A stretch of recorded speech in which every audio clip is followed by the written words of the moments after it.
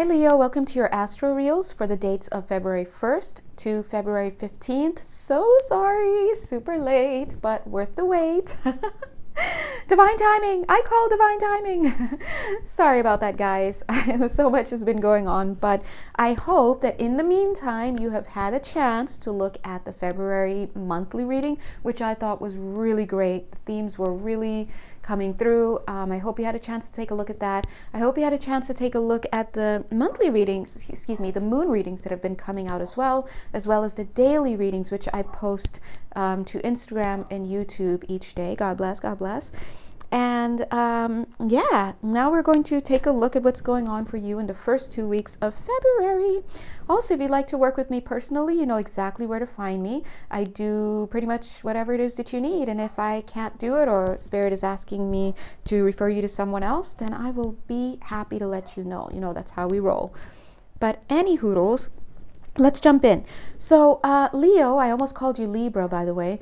Leo, I really get at 1 minute 11 seconds, I really get that something may have just given you quite a jolt recently. So when I say giving you quite a jolt, you guys know that I am reading the energetic dynamics, right? So what that jolt is like in your physical manifestation, the details, is going to really depend upon you. So as I feel into the field, one of the jolts that for somebody here, the jolt may be some form of electrocution. Maybe you may have electrocuted yourself or something, or felt some type of buzzing. For someone else, or more people here, the jolt came in the form of an activity that you were engaged with.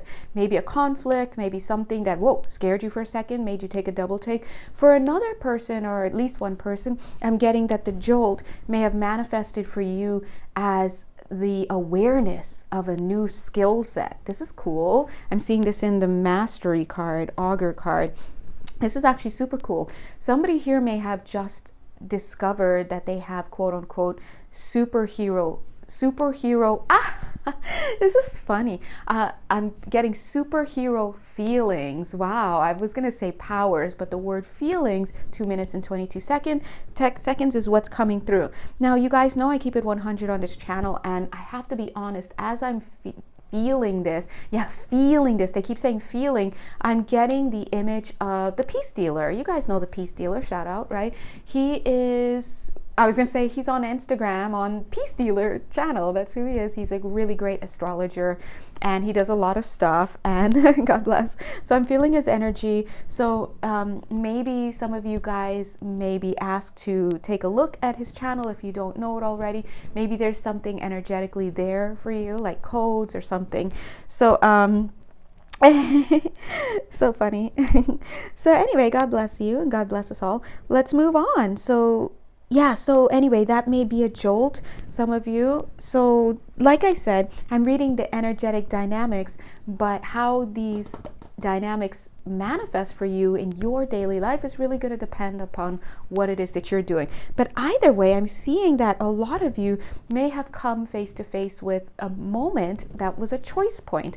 But I'm feeling that definitely I saw 3 minutes 33 seconds and it was gone very quickly, but which is kind of in alignment with what I was about to say. I'm feeling that some of you were like, bump this, I don't need to make this decision at all. I'm going to go for the fourth option. It's like, let's say there were 3 options. You're like, bump that. I'm going to go for the fourth option. And it's not giving me 100%. I'll take the mystery box, right? Because it's not that much of a crazy thing, but it's kind of like, no, I'm not working with any of these options. I'm going.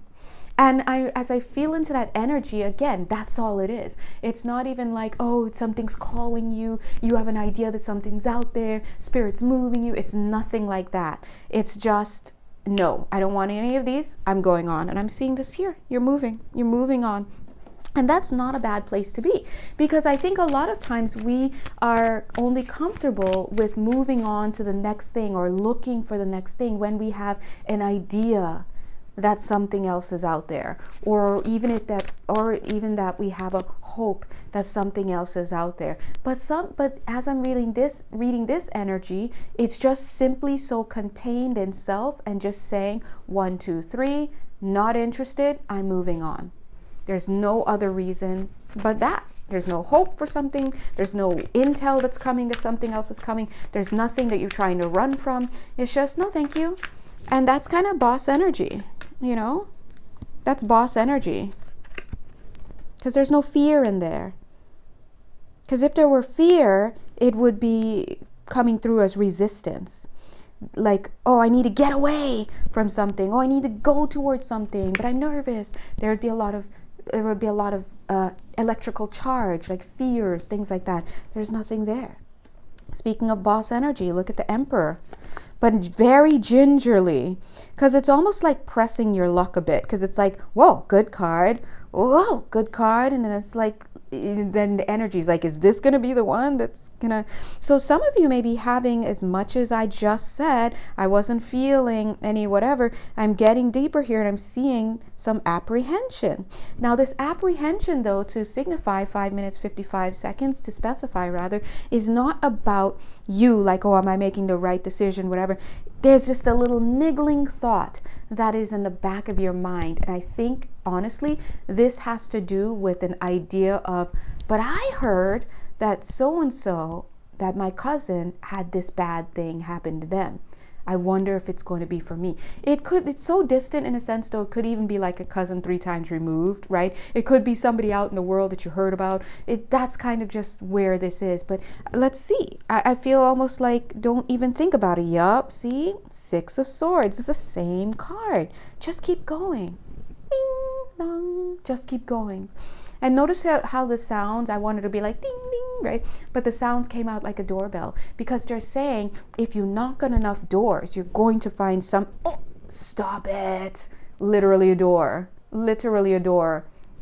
And the 9 of Cups. This is not why. Why did I say the 9 of Cups? 9 of Cups is wish fulfillment. But look, I meant to say the Knight of Swords, which is an incoming message. But I'm getting here that like nothing could pull me away from this place where I am. That's what your energy is saying right here, right? But if you knock on enough doors, you're going to find something. So that's a double-edged sword. The double-edged sword meaning, yeah, it's great. Like if I knock on enough doors, I'm going to get the husband, right? Is that how that works? Somebody let me know. Anyway, but at this, it's a numbers game, right? But I don't know if I buy that. But anyway, we're channeling here. But on the opposite side, they're saying don't entertain those kinds of thoughts, because if you knock on enough doors, you're going to find what you're looking for. So if you keep thinking, oh, it's Russian roulette, I'm only as good as the last spin that I do, the last boat ride that I take, then hey, one day it's going to happen, right? So Spirit is saying wish fulfillment. That's why they put the 9 of Cups, which is wish fulfillment, right? What you put out there is what you're going to attract. So get back into that boss energy. I know that's an Aries energy card there, but I'm getting some Taurus vibes hard right here. Be staunch. Come on, Taurus. I know you guys aren't Tauruses, but I actually don't know that. Many of you may have strong Taurus placements, right?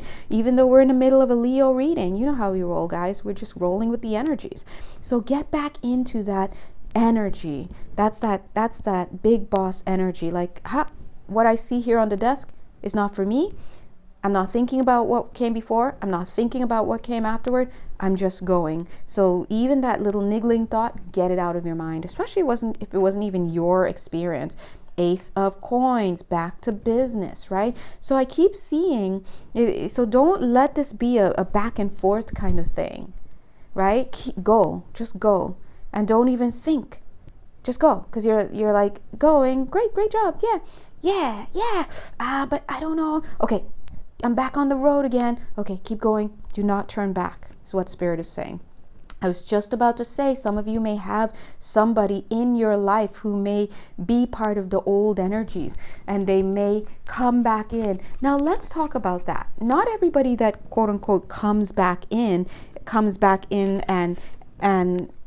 to disrupt you or will have that effect on you. It's just sometimes it's a little bit annoying, because when we encounter these energies, they are sometimes in the same space they were. It's kind of like having quit smoking, for example, but you love your friend, you're a really good friend, and after a while you bump into each other again, and now we're hanging, but you want to hang, but they're still smoking, and you're like, what do I do? So it really depends on you and how committed you are how strong your why is to why you're not smoking anymore, and how committed you are to the path that you're on now. And if you're for real strong and capable and within yourself, then you're not going to be swayed by this person and all of a sudden you're free to move around the cabin with them. But if you know that you've got some weep holes in you, I don't want to use that word, if you know that you've got some places within you that are kind of unsettled and are tempted,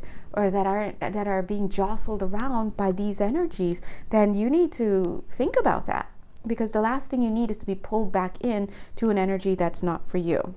Look at what I have in my hand, the 10 of Cups. This is emotional fulfillment. We had the 9 of Cups energy, right? It's wish fulfillment. You heard the guides. They said wish fulfillment, but you have to understand that you are a powerful creator. And so what you wish, so it will be.